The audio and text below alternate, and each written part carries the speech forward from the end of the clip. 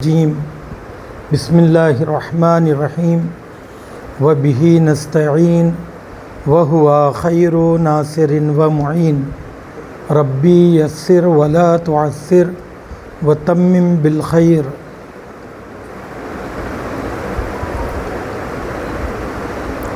بسم اللہ الرحمن الرحیم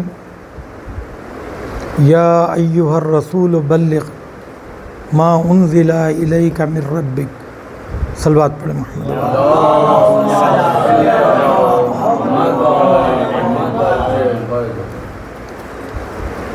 آج غدیر کے واقعے کو 1300 بلکہ 1431 سال ہو چکے ہیں، اور اس کی میں آپ سب کو تبریک پیش کرتا ہوں، مبارکباد پیش کرتا ہوں۔ اللہم صلی علی محمد وعلی محمد۔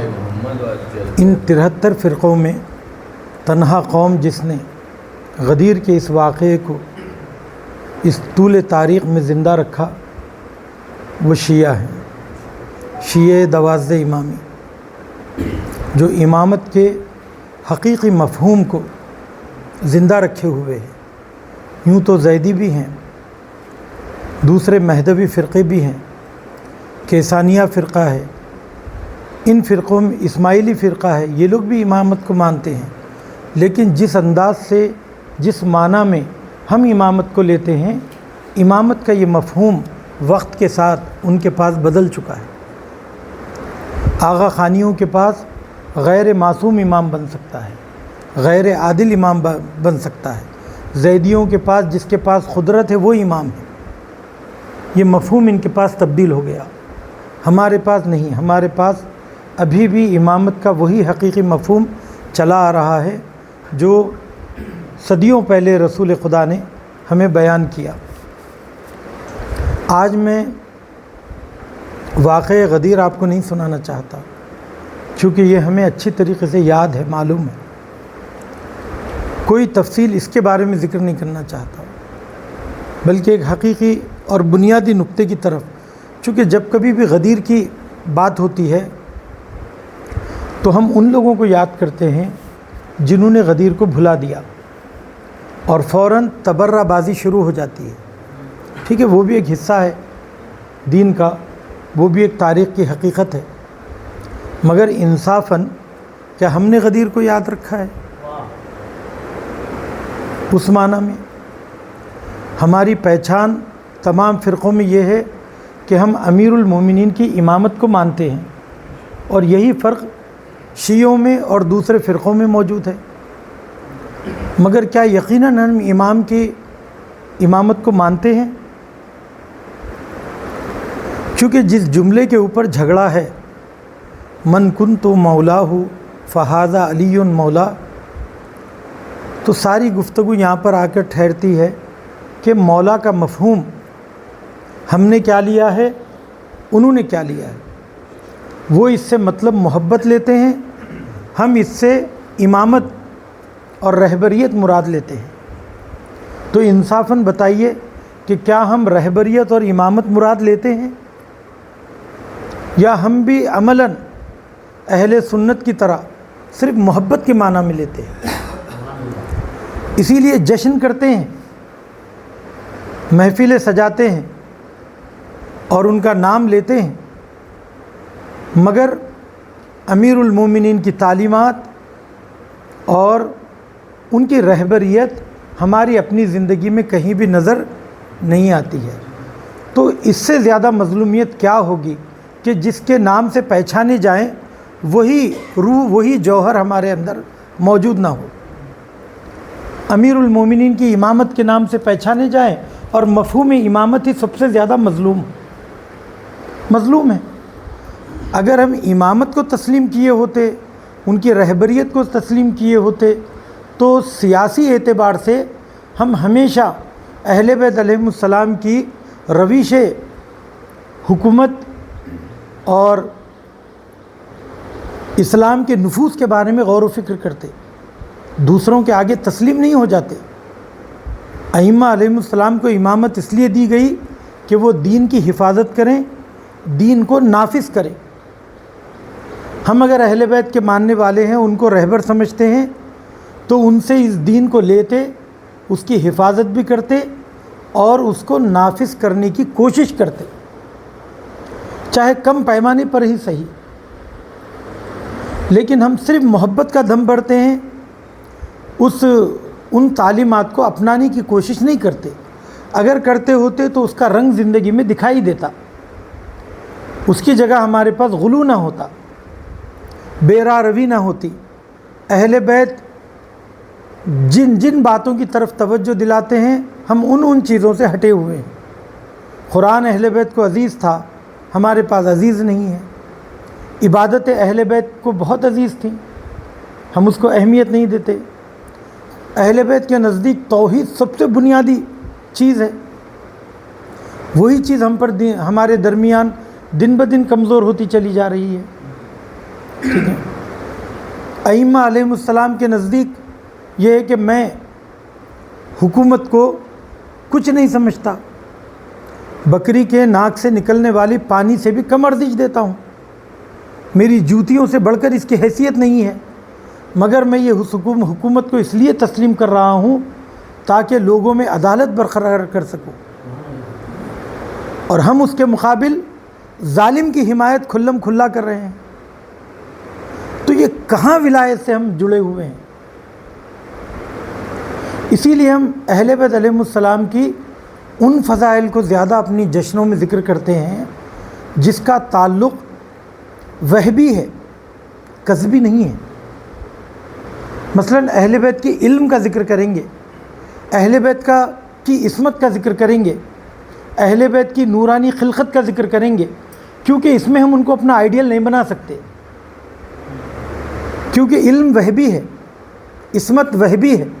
اول مخلوق ہونا خداوند عالم کی طرف سے عطا کردہ ہے، نورانی مخلوق ہونا اللہ سبحانہ و تعالیٰ کی جانب سے عطا کردہ حکم ہے۔ لیکن حضرت علی کی سیاست، حضرت علی کا اخلاق، حضرت علی کی مظلوم نوازی، حضرت علی کی یتیموں کی دستگیری، یہ وہ باتیں ہیں کہ اس کو اگر ہم زیادہ ذکر کریں گے تو اس کو آئیڈیل بنانا پڑے گا، اسے ہم عملی طور پر اپنا نہیں سکیں گے، چند قدم ساتھ چلیں گے، پیچھے ہٹ جائیں گے۔ تو ہم کیا کرتے ہیں؟ ان چیزوں کو نہیں اپناتے ہیں۔ غدیر کا یہ موقع در حقیقت اسی مفہوم کو پہچاننے کا مطلب ہے کہ ولایت ہم کس معنی میں لیتے ہیں۔ ولایت لیتے ہیں یا ولایت لیتے ہیں؟ ولایت اگر زیر سے ہے تو اس کا مطلب محبت ہے، ولایت اگر زبر سے ہے تو اس کا مطلب ہے سرپرستی۔ تو ہم اہل بیت سے صرف محبت کرتے ہیں یا اہل بیت کو سرپرست مانتے ہیں، لیڈر مانتے ہیں؟ لیڈر مانتے ہیں تو ہمارا خط اور ہمارا نقش اور ہمارا راستہ اور ہماری نظر اور روش زندگی بھی بالکل اسی طرز پر ہوگی جس طرز پر اہل بیت علیہ السلام کی زندگی تھی۔ اور اگر صرف محبت کے معنی میں لیتے ہیں تو پھر افتخار مت کیجیے، آپ تنہا نہیں ہیں، بلکہ آپ تو شاید ان کے کچھ کرامات سن کر، ان کی سیرت کو دیکھ کر، ان کے مکتب میں پیدا ہو کر ان سے محبت کا دم بھر رہے ہیں، مگر کتنے ایسے مسیحی ہیں، کتنے ایسے ہندو ہیں، کتنے ایسے دوسرے مذہب کے لوگ ہیں جنہوں نے علی کے بارے میں جستجو کی، ان کی سیرت کو سمجھا، ان کے کردار کو سمجھا اور والہانہ محبت کی، اپنا وقت ان کو دیا، اپنا ذہن ان پر لگایا، اپنے قلم کی سیاہی ان کے لیے صرف کی، اپنی دولت ان کے لیے خرچ کی۔ اس اعتبار سے دیکھا جائے تو جرجی زیدان ہم سے زیادہ محبتی ہے، دوسرے مذہب کا ہوتے ہوئے امیر المومنین کی وہ تعریف کر رہا ہے۔ تو اگر صرف تعریف کرنا ہے، کمالات جتانا ہے تو کم نہیں ہے، لوگ بہت ہیں اور ہم سے بہتر ہیں۔ ہم میں اور ان میں بنیادی فرق جو ہونا چاہیے وہ یہی ہے کہ وہ امام کو، حضرت علی کو امام نہیں مانتے، پہلی بات، اور اگر امام مان لے، چوتھا خلیفہ مان لے، تو انہیں واجب الاطاعت نہیں مانتے. ٹھیک ہے، ہم امام بھی مانتے ہیں، معصوم بھی مانتے ہیں، اور واجب الاطاعت بھی مانتے ہیں. یہ بنیادی فرق ہے. اس فرق کو عزیزو سمجھنے کی ضرورت ہے. ایک صلوات پڑھی محمد و آل محمد.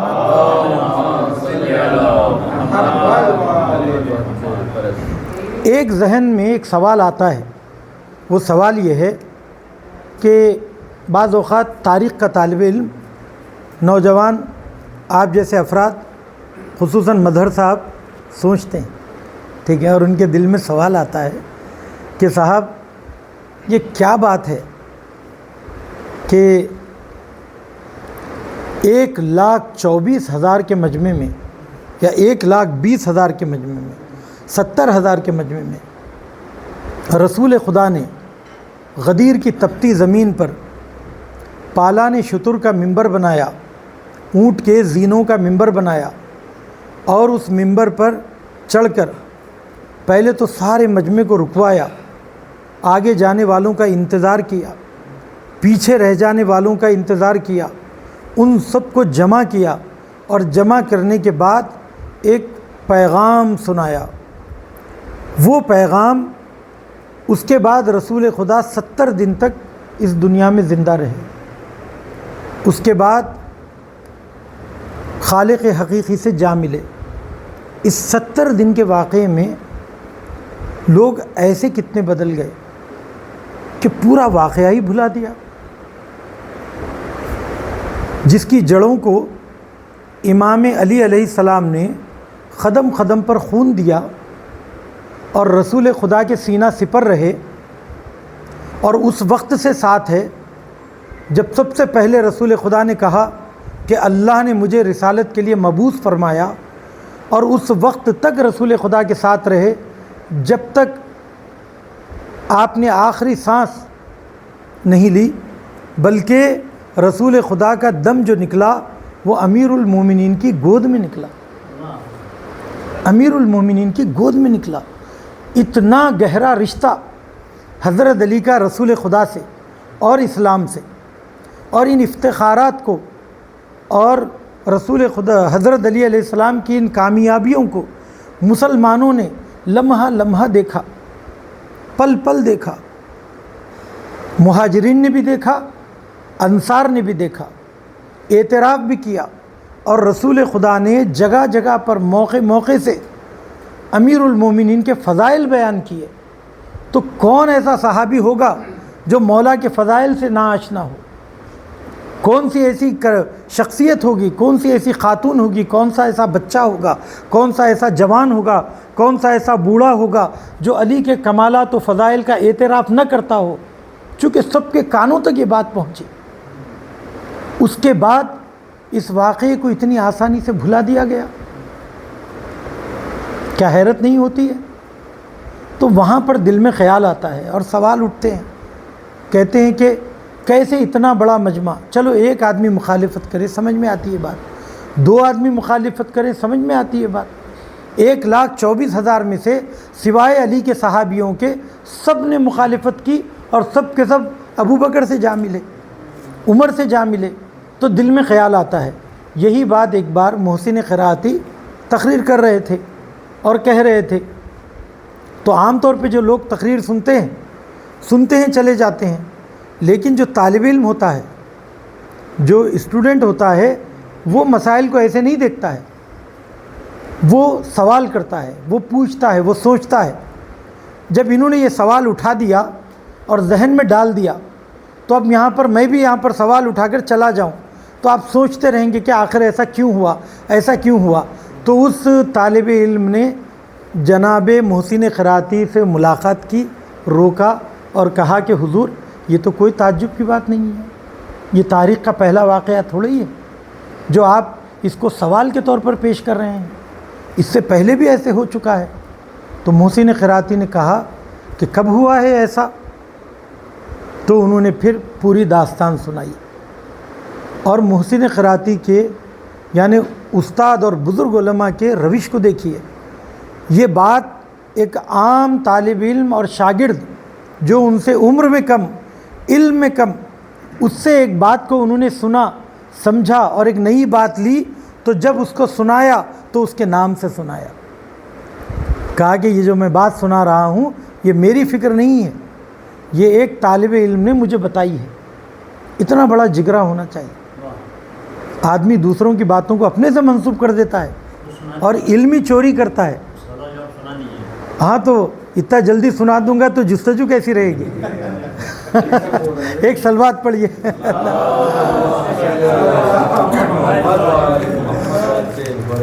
جستجو کیسی رہے گی کہ وہ کیا چیز ہے؟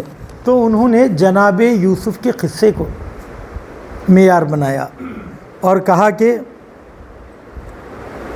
یوسف کو ان کے بھائیوں نے، لفظ پہ غور کریے کہ ان کے بھائیوں نے کنویں میں ڈالا، ٹھیک ہے؟ تو پتہ یہ چلا کہ دشمنی کے لیے کوئی باہر سے دشمن کا آنا ضروری نہیں ہے۔ جو قریبی ترین رشتہ دار ہو، جو بھائی ہو، المومن اخو المومن، مومن مومن کا بھائی ہے۔ یہ عرب جو کہ گدلا پانی پیتے تھے، جو بات بات پر لڑتے جھگڑتے تھے، ان کو رسول خدا نے تعلیم دی اور ان کے درمیان اخوت ایجاد کی، اور یہ ساری کی ساری قربانیاں، یہ ساری کے سارے جو اپنے کمالات اور افتخار مسلمانوں کے امیر المومنین کی قربانیوں کی وجہ سے ہے۔ اگر وہ رسول خدا کے ساتھ نہ ہوتے اور آپ کے والد گرامی ان کے ساتھ نہ ہوتے رسول خدا کے، تو کیا مسلمانوں کو یہ افتخار مل سکتا تھا؟ اس کے باوجود ان لوگوں نے امیر المومنین کی قربانیوں کو یکسر طور پر بھلا دیا۔ تو جب سگے بھائی ایسے کر سکتے ہیں، حابیل کے ساتھ قابل وہ کام کر سکتا ہے، اور یوسف کے ساتھ ان کے بھائی یہ کام کر سکتے ہیں، تو صدر اسلام میں مسلمانوں نے اگر علی کے ساتھ یہ کام کیا ہے تو تعجب کیوں؟ یہ ہو سکتا ہے، یہ تاریخ ہے۔ تو اسی لیے دل میں یہ شک نہ لائیے کہ صدر اسلام کے سارے مسلمان غلط اور ایک حضرت علی صحیح، ایسے کیسے ہو سکتا ہے؟ اور ہم شک کرنے لگیں کہ نہیں یہ شیعوں کی اپج ہوگی، ان لوگوں نے اس واقعے کو بڑھا دیا ہے، یہ ایک سیاسی مسئلہ ہوگا، یہ معاویہ اور علی کی جنگ ہوگی، اس کی وجہ سے لوگ دو حصوں میں بٹ گئے ہوں گے۔ نہیں، ایسا نہیں ہے۔ اور یہ جو واقعہ علی کے ساتھ پیش آیا، یہ جو ناقدری پیش آئی، یہ پہلی بار نہیں ہے، اور آج بھی ایسے ہی ہوتا ہے۔ اور آپ خود دیکھیے، اپنے آنکھوں سے دیکھیے، قوم کا جو کریم ہے، قوم کے جو پڑھے لکھے ہیں، قوم کے جو باصلاحیت افراد ہیں، ان کو کتنے عہدے ملے ہوئے ہیں، اور جو فوٹو کاپی کر کے آ گئے ہیں، جو اپنے دکھاوا فقط کرتے ہیں، وہ ان اہم مقامات پر بیٹھے ہوئے ہیں یا نہیں بیٹھے ہوئے ہیں۔ تو وہ تاریخ نہیں بدلی ہے، آج بھی وہی حال ہے۔ تو سب سے پہلی چیز، بھائیوں نے بھائی کی مخالفت کی۔ تو جیسے انہوں نے اپنے بھائی کو کنویں میں ڈال دیا، ویسے ہی مسلمانوں نے امیر المومنین کو تنہائی میں چھوڑ دیا 25 سال تک۔ علی کا درد یہ تھا، کنویں کے پاس جا کر اپنا علم بیان کرتے تھے کہ میں لوگوں کے درمیان ہوں، کوئی مجھ سے فیض نہیں اٹھا رہا ہے۔ اور خاص طور پر جناب زہرائے مرضیہ کے انتقال کے بعد جو تنہائی امیر المومنین کی تھی، اس تنہائی کو بانٹنے والا کوئی نہیں تھا۔ ٹھیک ہے، بیوی ہوں گے، دوسرے بچے ہوں گے، فلاں ہوں گے، مگر آپ کے پاس جو اپنے منصب کو لے کر جو تنہائی کا احساس تھا، وہ تنہائی کا احساس آپ کی عمر کے ساتھ رہا۔ دوسری چیز کہ ایک آدمی غلط ہو سکتا ہے، دو آدمی غلط ہو سکتے ہیں، اتنا بڑا مجمع کیسے غلط ہو سکتا ہے؟ جبکہ اسلام نے جگہ جگہ یہ کہا کہ اجماع، جہاں پر مسلمان کسی ایک بات پر اکٹھے ہو جائیں تو سمجھو کہ وہ صحیح ہے، کیونکہ سب مل کر ایک ساتھ غلط نہیں ہو سکتے ہیں۔ ایک آدمی غلط ہوگا، دو آدمی غلط ہوگے، تین آدمی۔ اگر اسی اصول کو ہم یہاں پر اپلائی کریں امیر المومنین کے اس واقعے میں، تو آپ کیا کہیں گے؟ کہیں گے کہ اکثریت صحیح ہے، لیکن ایسا نہیں ہے۔ حق کے ساتھ اگر مجمع ہے تو اس حق کو اور تقویت ملتی ہے۔ باطل کے ساتھ اگر مجمع ہے تو باطل کو تقویت نہیں ملتی ہے، ٹھیک ہے؟ تو حق اور باطل کو پہلے پہچاننے کی ضرورت ہے۔ تو جناب یوسف کے بھائی تعداد میں 10 تھے،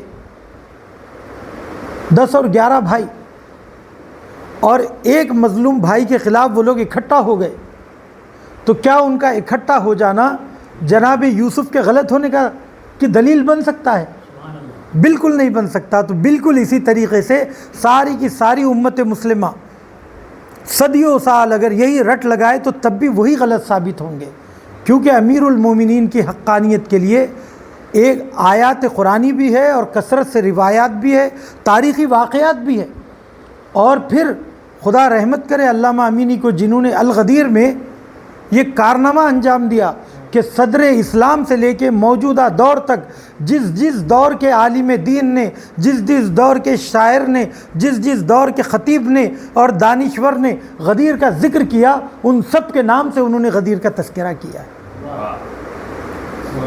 غدیر کا تذکرہ کیا اور بتایا کہ غدیر حقانیت رکھتی ہے، ورنہ اگر یہ بات جھوٹ ہوتی تو لوگ اس کا انکار کرتے۔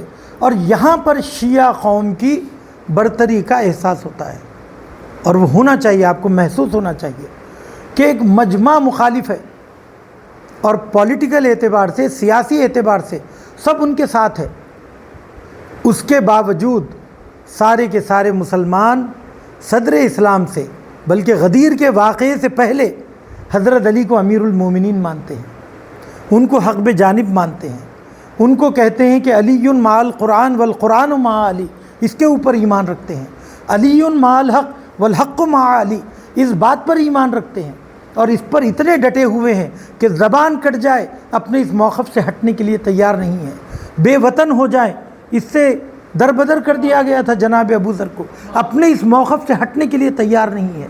تو یہ کتنی بڑی بات ہے، کتنی اہم بات ہے شیعوں کی، کہ یہ لوگ اس عقیدے کو اس حد تک سینے سے لگائے ہوئے ہیں، جبکہ صدر اسلام میں یہ ہوتا تھا عزیزو، اہل بیت علیہم السلام کا لوگ اس لیے ساتھ نہیں دیتے تھے کہ کہیں ہم حکومت کی نظروں میں نہ آ جائیں اور حکومت ہم پر اطاعت نہ کرے، دل سے محبت کرنے کے باوجود ساتھ نہیں دیتے تھے، ساتھ نہیں دیتے تھے۔ اسی لیے جب جناب دیبل سے پوچھا گیا، جناب فرزدق سے جب پوچھا گیا کہ کوفے کے لوگوں کا کیا حال ہے، تو کہا کہ قلوبہم معکم وسیوفہم علیکم، ان کے دل تو آپ کے ساتھ ہیں مگر ان کی تلواریں آپ کے خلاف ہیں۔ تو دل سے محبت کرنے کے باوجود سیاسی دباؤ میں انسان وہ کام کر بیٹھتا ہے جو اس کے دل کے خلاف ہے۔ جیسے عمر سعد آخر تک وہ امام حسین علیہ السلام سے گفتگو کرتا رہا اور کوشش کرتا رہا کہ جنگ نہ ہو، مگر اپنی اس میل قلبی کے باوجود اور دلی لگاؤ کے باوجود، امام حسین کے مرتبے کے اعتراف کے باوجود، ایک حکومت رائے کی خاطر، ایک ابن زیاد کے ظلم کے، ابن زیاد کے سزا کے ڈر اور خوف کی خاطر، اور یزید کے عتاب کے ڈر کے اور خوف کی خاطر اس نے کیا کیا؟ مظلوم کا ساتھ نہیں دیا بلکہ ظالم کا ساتھ دیا، ظالم کا ساتھ دیا۔ یہی تھا کہ لوگ اہل بیت سے اپنا نام جوڑنا پسند نہیں کرتے تھے، اپنے بچوں کا نام اہل بیت کے نام پر رکھنا پسند نہیں کرتے تھے۔ اس کے مقابل اہل بیت اپنے ہر بچے کا نام علی رکھتے تھے، اپنے ہر بچے کا نام فاطمہ رکھتے تھے۔ امام حسین کی تینوں بیٹیوں کا نام فاطمہ، دونوں بچوں کا نام، تینوں بچوں کا نام علی کیوں کرتے تھے؟ اس لیے کہ وہ دور ایسا دور تھا، اس کی اہمیت کو جتانے کے لیے اہل بیت کا نام رکھا جاتا تھا۔ کیا آج ایسا نہیں ہے عزیزو؟ آج وہ کیفیت نہیں ہے کہ اگر کوئی قوم کے کچھ لوگ باصلاحیت اور اصلاح کرنے والے افراد کے اگر مخالف ہیں تو ہم بھی کوشش کرتے ہیں کہ ان سے دور رہیں، کیونکہ ہم کو اسی سماج میں رہنا ہے، ان سے مجلس نہیں پڑھائیں گے، ان کی مجلس میں نہیں جائیں گے، جبکہ یوٹیوب پہ ان کی تقریریں سنیں گے، نجی محفلوں میں ان کی تعریف کریں گے، مگر انہیں بلانا پسند نہیں کریں گے، ان کی محفل میں جانا پسند نہیں کریں گے کہ کون قوم کی مخالفت جھیل لے، کون قوم کی مخالفت۔ تو یہ بتائیے یہ کس کی روش ہے؟ یہ بنی عباس سے خوف کھانے والوں کی روش ہے۔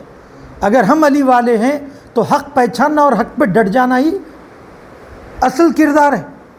اگر یہ نہیں کر سکے عزیزو، کسی بھی مسئلے میں اگر آپ اس روش پر قائم نہیں ہیں تو پھر ہم اپنے آپ کو علی والے کہنا چھوڑ دیں، علی والے کہنا چھوڑ دیں۔ تو وہاں پر دیکھیے اجماع تھا، مجمع جمع تھا، اس کے باوجود وہ سب کے سب غلط تھے۔ اسی لیے اکثریت کبھی بھی حقانیت کی دلیل نہیں بن سکتی۔ ایک اور مخالفت کی وجہ کیا تھی امیر المومنین سے؟ وہی وجہ تھی جو وجہ یوسف کے بھائیوں کو تھی۔ وہ لوگ کہتے تھے کہ بابا یوسف کو بہت چاہتے ہیں۔ یہ نہیں کہا کہ بابا ہمیں نہیں چاہتے ہیں، یہ کہا کہ بابا یوسف کو زیادہ چاہتے ہیں۔ یوسف کو زیادہ چاہنا ان کے دل میں حسد کا سبب بنا، حسد کا سبب بنا، اور یہ حسد مخالفت کا سبب بنی۔ تو امیر المومنین کے کمالات خود ان کے دشمن بن گئے۔ جس کمالات کی وجہ سے ہمارا دل ان کے آگے جھکنا چاہیے کہ یہی فطرت ہے کہ انسان صاحب کمال کے آگے جھکتا ہے، مگر نفسانی خواہشات کا کیا کیجیے کہ جب ہم اہل فن کو دیکھتے ہیں اس کی تعریف کرنے کے بجائے، پھر اہل بیت تو حضرات ہم لوگوں میں ہر کسی میں ایک ایک خوبی ہوگی، ہر گلی بوئی دارت، ہر پھول کی اپنی خوشبو ہے۔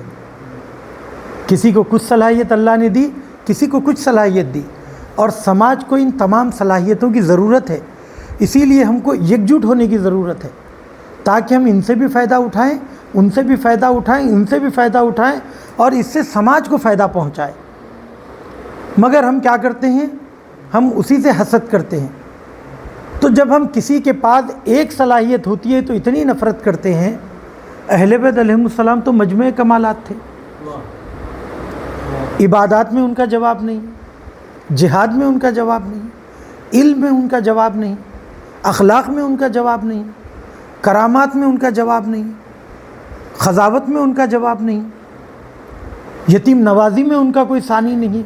تو یہ ساری چیزیں جب انسان دیکھتا ہے تو یا تو محبت کرے گا یا یہ دیکھے گا کہ میرے پاس قدرت ہوتے ہوئے، دولت ہوتے ہوئے، خاندان ہوتے ہوئے یہ مقام مجھے نہیں ملا، میں رسول خدا کا سسر ہوں، مجھے اس کے باوجود یہ مقام نہیں ملا، میں جیسے اپنے سن رسیدہ ہوں، میں مہاجرین میں سے اولین مہاجر ہوں، میں سفر میں رسول خدا کی سختیوں میں ساتھ رہا، اس کے باوجود میری کمالات کی طرف توجہ نہیں دی جا رہی ہے، سب علی کے گن گا رہے ہیں، تو کیا یہ چیز دل میں حسد پیدا نہیں کرے گی؟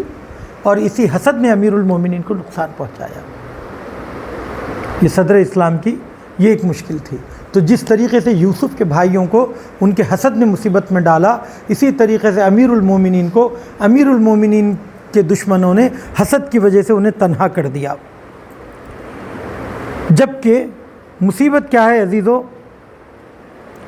کہ اللہ سبحانہ و تعالیٰ نے ساری ہستی کو انسان کے لیے خلق کیا، اور انسان کو عبادت کے لیے خلق کیا، اور عبادت کی ہدایت کے لیے معصوم رہبر بھیجے۔ اگر یہ معصوم رہبر ہماری ہدایت کے لیے نہ آئیں اور ہماری زندگی میں ہمیں صحیح راستہ نہ دکھائیں، صحیح آئیڈیل پیش نہ کریں، تو ہم اللہ سبحانہ و تعالیٰ کی حقیقی بندگی کر نہیں سکتے۔ اگر ہم نے غیر معصوم کو اپنا آئیڈیل بنا لیا تو ہم بھی اہل سنت کی طرح، مہابھارت کے ماننے والوں کی طرح ہم بھی کنفیوز رہتے، پریشان رہتے کہ بھیشم پتامہ ظالموں کے ساتھ ہے، ظالموں کی فوج میں ہے، مگر قلبی طور پر کشن کے ساتھ ہے۔ کہتے ہیں کہ کشن غلط نہیں ہے، تو بھئی یہ کون سا آپ کا کردار ہے؟ کون سی وفاداری یہاں پر نبھا رہے ہیں آپ اس خاندان کی حفاظت کر رہے ہیں دریودھن کی جو ظلم کر رہا ہے، اور ادھر سے جو ہے اپنے کشن کی تعریف کر رہے ہیں کہ قلبی طور پر میں اس کے ساتھ ہوں۔ تو آپ کو یہ سمجھ میں نہیں آیا اتنی عمر گزارنے کے باوجود مجھے کس کے ساتھ ہونا چاہیے؟ اور اسی کنفیوژن میں آج تک اہل سنت بھی ہے کہ ہم معاویہ کو رضی اللہ کہیں یا چونکہ امیر المومنین کے مقابل آ گیا ظالم کہیں۔ تو کہتے ہیں کہ یہ بزرگوں کا معاملہ ہے، ہم کو ان کے بارے میں فیصلہ نہیں کرنا چاہیے، خاموشی اختیار کرنا چاہیے۔ ارے صاحب، یہ تاریخ ہے، تاریخ ہم کو سکھاتی ہے، اچھا یا برا کردار سکھاتی ہے، اور تاریخ ریپیٹ بھی ہوتی رہتی ہے۔ تو ہم اپنی زندگی میں اگر آج صدر اسلام کے مسلمانوں کو آئیڈیل بنا کر حکومت قائم کرنا چاہیں، کوئی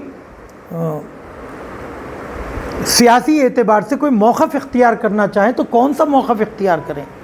معاویہ بن جائیں، یزید بن جائیں، طلحہ بن جائیں، زبیر بن جائیں، یا پھر ابو ذر بنے، یا میثم بنے، یا علی بنے، یا حسین بنے؟ کیا بنے؟ دونوں مسلمان ہیں، دونوں کلمہ گو ہیں، دونوں اللہ کے نام لیوا ہیں۔ آخر میرا موقف کیا ہونا چاہیے؟ اس کی ضرورت نہیں ہے۔ تو ان کی اس دربدری کا، اس بے چینی کا، اس اضطراب کی وجہ کیا ہے؟ انہوں نے غیر معصوم کو آئیڈیل بنایا۔ سبحان اللہ۔ ہم نے چونکہ حقیقی معصوم کو آئیڈیل بنایا ہے، ہمارے پاس کوئی کنفیوژن نہیں ہے، دنیا مخالف ہو جائے مگر ہم علی کے ساتھ ہیں، ہم اہل بیت کے ساتھ ہیں۔ ٹھیک ہے عزیزو، یہ ایک بنیادی بات ہے۔ اس کے بعد ایک بات یہ ہے کہ کیا 70 سال میں یا 70 دن میں کوئی اتنا بڑا واقعہ بھول سکتا ہے؟ غدیر ایک ایسی جگہ تھی جہاں سے مختلف راستے الگ الگ نکلتے تھے، اور سب اپنے اپنے قافلے اپنے اپنے علاقوں میں جانے والے تھے۔ وہاں آ کر رسول خدا نے اعلان کیا، تو یہ پیغام اسی تیزی سے ہر طرف پہنچا۔ جب مختلف علاقوں میں یہ پیغام پہنچا تو یہ مختلف علاقے کے لوگ 70 دن کے اندر یہ پیغام کیسا بھلا دیے؟ تو یہ بھی تعجب کی بات نہیں ہے عزیزو، اس کو بھلانا نہیں کہتے ہیں، اسے عمدن بھلانا کہتے ہیں۔ ایک بات ہے ذہن سے کوئی چیز نکل جائے، تو اتنے لوگوں کے ذہن سے تو نہیں نکلتی یہ بات، یاد نہیں کرنا چاہتے ہیں، قبول نہیں کرنا چاہتے ہیں، تو یہ عمدن بھلانا ہوا۔ جس طریقے سے جب صبح جناب یوسف کو یہ لوگ جنگل کی طرف لے جانا چاہ رہے تھے، تو جناب یعقوب نے بڑی تاکید کی کہ میرے بیٹے کا خیال رکھنا۔ تو ان لوگوں نے کہا کہ اِنَّا لَهُ لَنَاصِحُونَ، ہم تو ان کے خیر خواہ ہیں، اِنَّا لَهُ لَحَافِظُونَ، ہم تو ان کے حفاظت کرنے والے ہیں۔ یہ صبح کا وعدہ ہے، شام تک کیا ہوا؟ تو وہ وعدہ نبھانا نہیں چاہتے تھے۔ تو یہ اجتماعی گناہ تھا جو امت مسلمہ نے کیا، جس کی سزا آج تک ساری امت بھگت رہی ہے۔ آج ہندو جب تاریخ لکھتا ہے تو بنی امیہ سے شروع کرتا ہے، اس میں علی کا ذکر نہیں آتا ہے، اس میں بنی امیہ کا ذکر آتا ہے۔ وہ اسلام کا ذکر بیان ہوتا ہے جو شمشیر کے زور پر پھیلا۔ لیکن رسول خدا اور امیر المومنین نے جو حکومت قائم کی، اس میں دلوں کو تسخیر کیا، یہاں پر فکر کو سنوارا، اور فکر کی وجہ سے لوگ دائرہ ایمان میں آئے۔ مگر بنی امیہ نے بالخصوص خلیفہ دوم نے صرف سرحدوں کو پھیلایا، وہ بھی تلوار کے زور سے۔ اس کے بعد وہ لوگ مجبوراً مسلمان ہوئے، چونکہ کہا جاتا ہے عورت اور عوام کس کے زیر اثر رہتی ہیں؟ عورت کا مذہب ہمیشہ شوہر کا مذہب ہوتا ہے، اسی لیے کہا گیا کہ عورت کی شادی مومن سے کرو۔ آپ دوسرے غیر مذہب کی عورت کو اپنے پاس لا سکتے ہیں، اسے تبدیل کر سکتے ہیں۔ عورت اپنا گھر بچانے کے لیے اور اپنے شوہر کا دل جیتنے کے لیے اس کے رنگ میں رنگنے کی کوشش کرتی ہے، تو عورت کا مذہب اس کے شوہر کا مذہب ہوتا ہے۔ اور عوام بھی ہمیشہ اپنے حاکم سے متاثر ہوتی ہے، عوام بھی ہمیشہ اپنے حاکم سے متاثر ہوتی ہے، اتنی متاثر ہوتی ہے کہ اگر حاکم ہندو ہے اور ایودھیا میں مندر بناتا ہے تو رام للا کے درشن کرنا شیعہ دوازد امامی پر واجب ہو جاتا ہے، ٹھیک ہے، اتنا اثر ہوتا ہے حکومت کا، ٹھیک ہے، سرکاری نوکری کا اتنا اثر ہوتا ہے، اسی لیے بہت ضروری ہے عزیزو۔ ایک صلوات پڑھیں محمد و آل محمد۔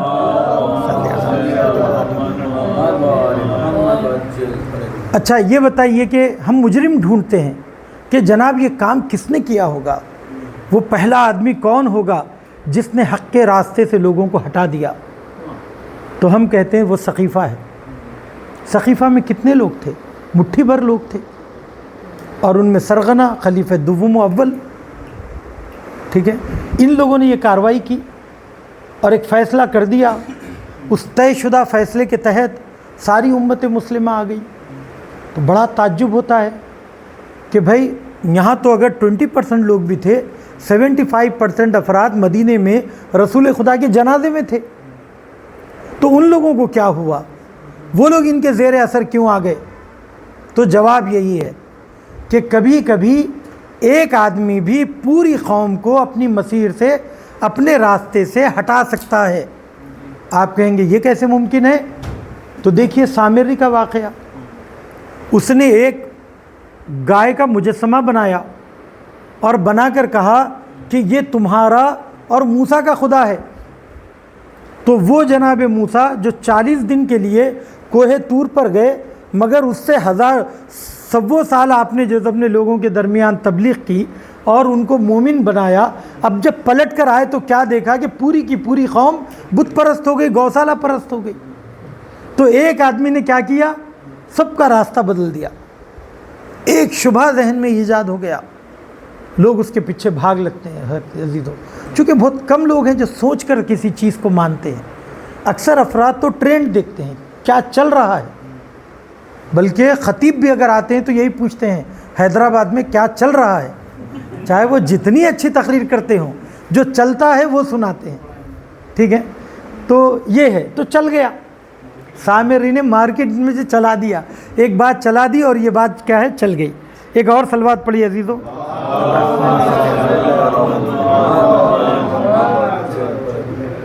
اب ایک سوال یہ اٹھتا ہے، آخری بات ہے کہ صاحب یہ تو بات آپ لوگوں کی بڑی زیادتی ہے کہ تالی ایک ہاتھ سے نہیں بجتی ہے۔ اگر علی ابن ابی طالب کو لوگوں نے بھلا دیا تو کوئی نہ کوئی تو وجہ ہوگی، ایسا تھوڑی ہے کہ صرف یہی لوگ زیادتی کرے اور ادھر سے کچھ بھی نہ ہو۔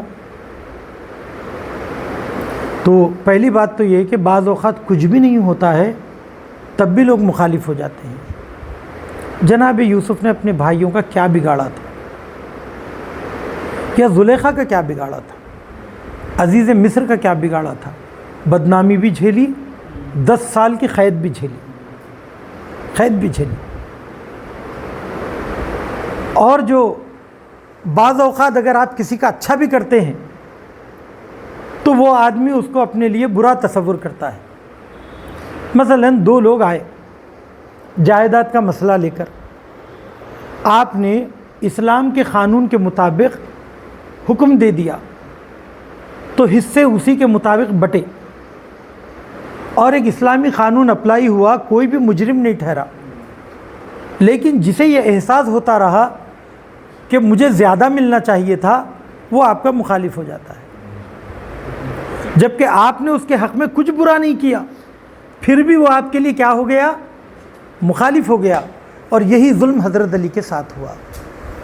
حضرت علی علیہ السلام نے اگر رسول خدا کو روکتے ہوئے کسی پر ہاتھ اٹھا دیا، کسی مشرک کے گردن پر تلوار اگر چلا دی، تو کس کے لیے چلائی؟ اللہ کے لیے، اسلام کے لیے، ٹھیک ہے۔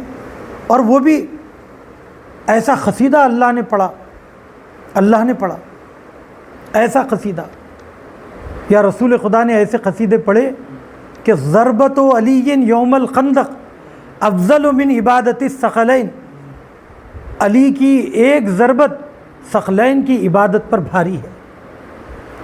ایسی ضربت جس کی تعریف اللہ کر رہا ہے، علی کی وہی ضربت مسلمانوں کے دل میں کینے کا سبب بنی۔ انہوں نے یہ تصور کیا کہ علی نے ہمارے آبا و اجداد کو اس شمشیر سے قتل کیا تو ہم انہیں کیسے معاف کریں گے۔ اس بغضاً لأبیک کہ تمہارا باپ ہمارا دشمن تھا، اسی لیے ہمارے دل میں ان کے لیے کینہ ہے، کیونکہ انہوں نے ہمارے آبا و اجداد کو قتل کیا۔ ہم دعائے ندبہ میں کیا پڑھتے ہیں؟ یہی تو پڑھتے ہیں، احقاداً بدریتاً و خیبریتاً و حنینیہ۔ حنین میں، خیبر میں اور بدر میں امیر المومنین نے جو دشمنوں کو واصل جہنم کیا، اس بات کی نفرت لوگوں نے اپنے دل میں بسا لی تھی۔ لیکن اگر تم حقیقی مسلمان ہو تو تمہارے لیے یہ ہونا چاہیے، جو حق کے ساتھ ہے وہ ہمارے ساتھ ہے، جو حق کے ساتھ نہیں ہے وہ ہمارے ساتھ، چاہے وہ ہمارا باپ ہی کیوں نہ ہو، چاہے وہ ہمارا بیٹا ہی کیوں نہ ہو۔ کیسے جناب نوح نے برداشت کیا؟ ان کا بیٹا ان کے اہل میں سے نہیں تھا، اللہ نے کہا کہ اے نوح یہ تمہارے اہل میں نہیں ہے، تو اپنی آنکھوں کے سامنے اسے ڈوبتے ہوئے دیکھا اور اللہ کے اس فیصلے کو وہ آپ نے تسلیم کیا۔ لیکن مسلمانوں نے اللہ کے اس فیصلے کو تسلیم نہیں کیا اور علی کے دشمن بن گئے۔ تو اس طریقے سے امیر المومنین پر عزیزو ظلم کیا گیا ہے، اور حفاظت کیجئے اس ولایت کی کہ ہم اتنے سارے شکوک و شبہات کے باوجود اپنے ایمان کو بچا لے آئے ہیں۔ اور آج کا دور انسان صبح مومن جاگتا ہے تو شام تک اس کے کافر ہونے کا خطرہ ہے۔ کیوں؟ کیونکہ یہ نظریات کا دور ہے۔ پہلے نظریات ایک علاقے میں پنپتے تھے اور اسی کے علاقے کے لوگوں کو متاثر کرتے تھے، مگر آج ماس میڈیا، سوشل میڈیا کی وجہ سے تیزی سے یہ افکار یوٹیوب سے، واٹس ایپ سے اور فیس بک وغیرہ سے اور نیٹ سے تیزی سے پہنچ جاتے ہیں اور انسان متاثر ہوتا ہے، کبھی کچھ بات کر رہا ہے تو کبھی کچھ بات کر رہا ہے، اور جتنے لوگوں کو سن رہا ہے اتنا زیادہ بہک رہا ہے، اور کبھی اس کو بہکانے کے لیے مختلف طریقے اپنائے جاتے ہیں عزیزوں۔ پہلے کبھی شک اور شبہ ایجاد کیا جاتا ہے، یہ ایک رستہ ہے کس کے بھی نظریے کو کنڈم کرنے کا۔ دوسرا رستہ یہ ہے کہ وہ لوگ انسانی ہمدردی کے نام پر آتے ہیں، کرسچینٹی کی طرح، کہ وہ ہم کہتے ہیں کہ ہم کو تمہارے دین سے کوئی مطلب نہیں ہے، ہم تو چاہتے ہیں کہ تم تعلیم کے اعتبار سے، معیشت کے اعتبار سے اور اپنی صحت و سلامتی کے اعتبار سے خوشحال رہو، یہ انسان دوستی کا تقاضا ہے، ہم تمہاری مدد کرنا چاہتے ہیں۔ لیکن پیچھے یہ فکر ہوتی ہے کہ ہم اس کے ذریعے جب یہ لوگ ہمارے قریب آئیں گے تو ہم اپنی مشنری کے ذریعے ان کو کرسچینٹی کی تعلیم دیں گے، اور یہی کیا انہوں نے۔ ساؤتھ انڈیا میں اتنے کٹر ہندو یہاں پر کثرت سے مسیحی بنے ہوئے ہیں، کیرلا میں، آندھرا میں ان کے چرچ موجود ہیں، ان کے بڑے بڑے اسکول موجود ہیں، اور بہت ہی گہرا رنگ ہے۔ فورٹ ولیم کا کالج اسی لیے بنایا گیا، ٹھیک ہے، وہاں پر ہمارے قوم کے بڑے بڑے ذہنوں کو شکار کیا گیا اردو کی خدمت کے نام پر، اور ذہنوں کو بدلا گیا۔ تو عزیزان گرامی یہ ہوتا ہے، اور یہی چیز آج کے زمانے میں خمس و زکوٰۃ اور آپ کے دینی ادارے کے امداد کے طور پر آتی ہے۔ کہیں بھی ایسا بازار نہیں لگتا ہے کہ جہاں پر دین کو بیچا اور خریدا جائے، اس کے اوپر ایک ٹیگ لگایا جاتا ہے۔ اب عقل مند آدمی اسے محسوس کرے گا کہ یہ کہاں سے آ رہا ہے، یہ کون ہمیں پیسہ دے رہا ہے، کس نیت سے دے رہا ہے، کیوں دے رہا ہے، یہ سوچنے کی ضرورت ہے۔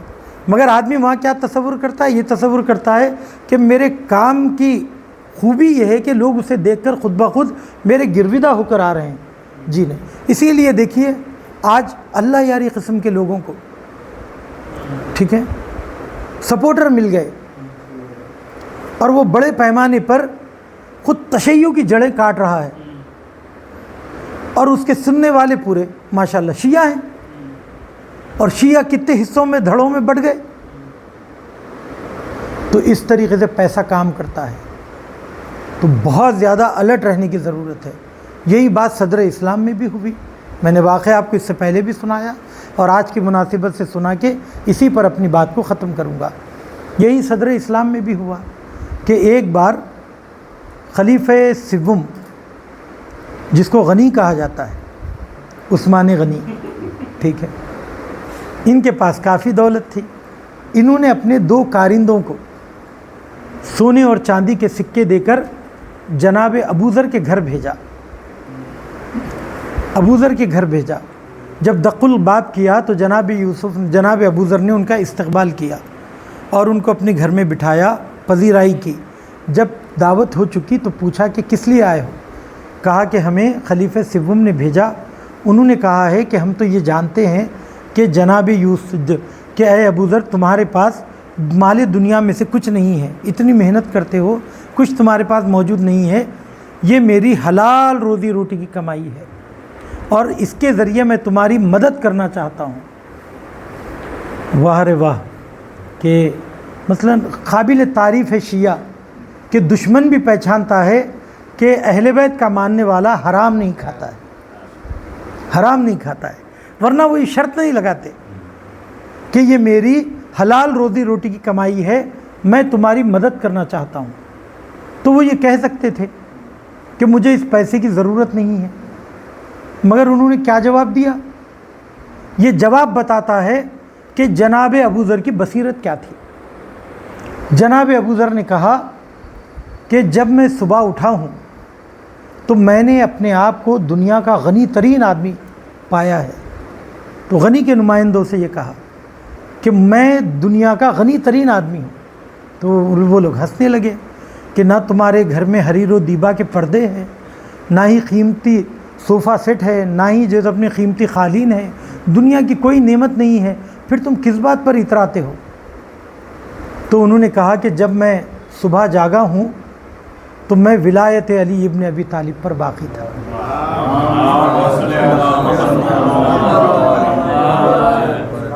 تو انہوں نے اس نقطے کی طرف اشارہ کیا، یہ جو تمہارے پیسے ہیں یہ صحیح ہے، میری مدد کے لیے آئے ہیں، لیکن کل کے دن تم غلط کرو گے تو میں دو راہ پر آ کر کھڑا ہو جاؤں گا.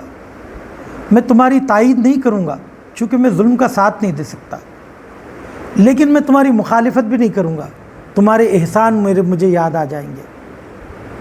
تو یہ پیسے میری زبان پر تالا لگا دیں گے، میری ضمیر کے اوپر بوجھ بن جائیں گے. اسی لیے مجھے ایمان اور ولایت اہل بیت تمہاری اس دولت سے زیادہ عزیز ہے.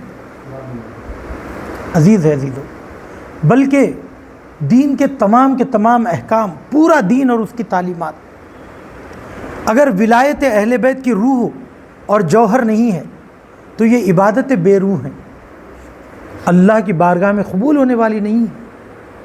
ایمان شرط ہے، اور ایمان کی ایک شرط یہ ہے کہ امیر المومنین کی ذات پر ایمان لایا جائے، 12 ائمہ پر ایمان لایا جائے. اسی لیے تو شاعر نے کہا آپ سجدوں پہ سجدے کیے جائیے، آپ قرآن دھو کر پیے جائیے، آپ جو جی میں آیا کیے جائیے، شرط کچھ اور ہے بندگی کے لیے، شرط کچھ اور ہے بندگی کے لیے، اور بندگی کی شرط امیر المومنین کی ولایت ہے. صلوات پڑھیں محمد والے.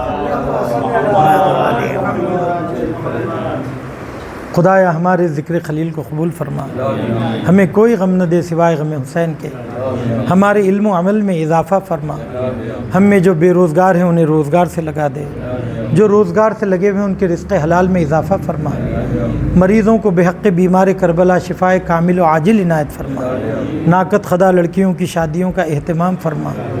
جہاں کہیں بھی شیعیان حیدر کرار آباد ہیں، ولایت امیر المومنین کا واسطہ، ان کی عزت آبرو جان و مال کی حفاظت فرما، ہمارا خاتمہ بخیر فرما، امام زمانہ کے ظہور میں تعجیل عنایت فرما، اور ہمیں ان کے حقیقی ناصرین میں قرار دے. 1 مرتبہ سورہ حمد اور 3 مرتبہ سورہ اخلاص کی تلاوت فرما کر جملہ مرحوم مومنین و مومنات، بالخصوص یہاں پر موجود تمام حاضرین کے مرحومین کی روح کو ایصال فرمائیے. بسم اللہ الرحمن الرحیم.